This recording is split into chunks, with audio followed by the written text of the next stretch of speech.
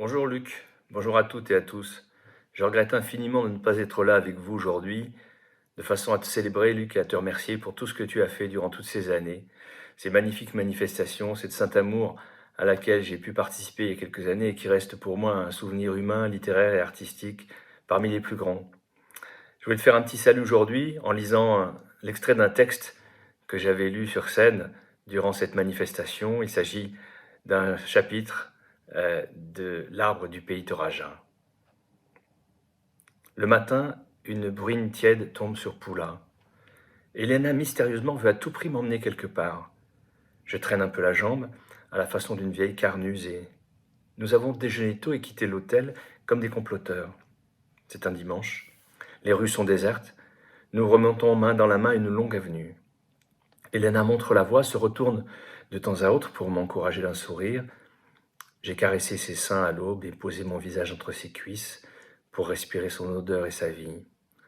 Je la sens ce matin différente et secrète. Elena a pris de nouveau ma main et je la laisse me guider. Nous nous arrêtons à l'angle de deux rues devant un muret de briques percé d'un portillon de fer qui donne sur une allée de pierres disjointes. Elle mène à la porte de service d'une de ces villas dont on n'aperçoit que le derrière bossu, qui imite les résidences normandes, de Torchy et de Colombage. Sans doute le prince qui en avait décidé la construction avait-il voulu se souvenir de ses étés à Trouville, de tout l'argent jeté sur les tapis verts des casinos de Deauville ou d'Yvetot et des heures matinales passées après le jeu et le champagne entre des draps de soie dans les bras d'une lionne un peu grasse qui lui glissait en français dans l'oreille des mots d'amour et des obscénités. Ce bout de France, à demi étranglé par la végétation de sureau, de noisetiers pourpres, de chèvrefeuilles redevenues sauvages, et par la ramure d'un pin maritime, qu'on n'a pas osé rabaisser, laisse couler de ses murs une peureuse tristesse. Mais contrairement aux autres maisons, celle-ci possède encore une âme, même s'il s'agit d'une âme blessée. Elena me désigne deux fenêtres du dernier étage. Leurs boiseries sont peintes en vert amande et des rideaux brodés étroits qui ne couvrent pas la largeur de chaque ventail tombent sur des vitres comme des linges d'église. Sur le volet de l'une d'elles, on a accroché pour les oiseaux un os de sèche. Des moineaux querelleurs sont occupés à le becqueter. « C'est là, me dit-elle, c'est là que j'ai passé mon enfance. » Je sais le prix des lieux, je sais combien ils nous créent et comment ils laissent en nous des empreintes qui nous hantent comme des cicatrices. J'imagine Elena petite, accrochant un os de sèche intact au crochet du volet, et la voix de sa mère peut-être qui lui dit de faire attention, de ne pas se pencher, de rentrer vite, de fermer la fenêtre.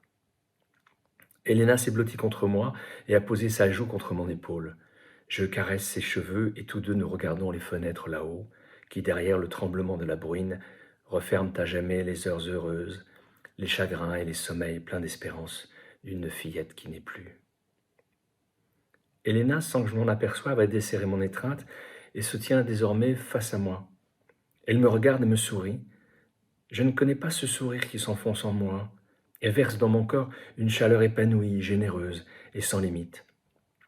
Nous nous regardons longuement. Elena me remplit de son sourire, de sa quiétude, du souffle qui agite sa poitrine. C'est une scène de cinéma, bien sûr.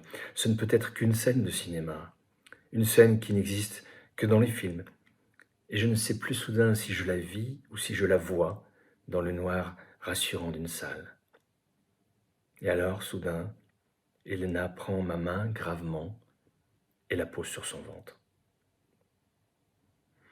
Voilà mon cher Luc, accepte ce petit salut lointain et proche tout à la fois. Je t'embrasse bien fort, je te souhaite plein de nouvelles aventures, je suis certain que nous nous retrouverons et bonne journée à toutes et à tous. Au revoir.